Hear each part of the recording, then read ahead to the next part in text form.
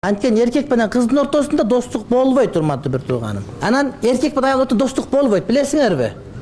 Нике болот ортодо, же башка кызматташ, бирок достук болбойт. Менин досум бир кыз досумду айтылынбайт да. Сүйүү шариатта эмне дейт. Урматтуу бир тууганым, сүйүү никеден кийин гана болот. Ал эми никеге чейинки сүйүү дегендин бардыгы бул шайтандын оюндары, шайтандын тамашасы. Ошон үчүн никеге чейин сүйүшкөндөрдүн көбүнүн сүйүүсү никеден бүтүп калгандагысы, демек сүйүү болгон эмес деген маани келип чыгат. Чыныгы сүйүүлөр никеден кийин гана башталуусу кажет.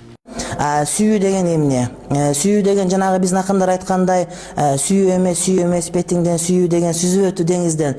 Деңизге чөгүп кетмеyi бар.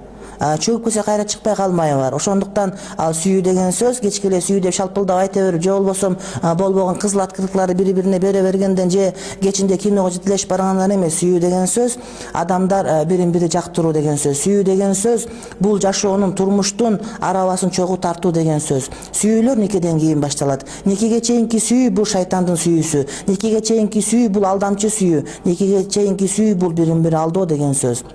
Сиз сүйлөшүп жүргөн кызыңызды үйлөнгөндөн кийин гана билесиз. Ошон үчүн биздин кыргызда айтылынат, кыз кезинде баары жакшы, жаман аял кайдан чыгат. Мунун тетириси жигит кезинде баары жакшы, жаман эркек кайдан чыгат деген сөз. Сүйүү шариатта адамдардын урматтоосу бири-бирине болгон. Сүйүү шариат дегенде сага мен кыпкыргызча кылып айтып берсем, бул сүйүү деген сүйүү эмес бетиңден, сүйүү деген сүзүп өтүү деңизден. Бул деген сөз ушул деңизден өтүү канчалык машакаттуу болсо, мына ушул сүйүү деген болот. Сүйүү деген адамдар ортосунда өз ара түшүнүшүү деген сөз.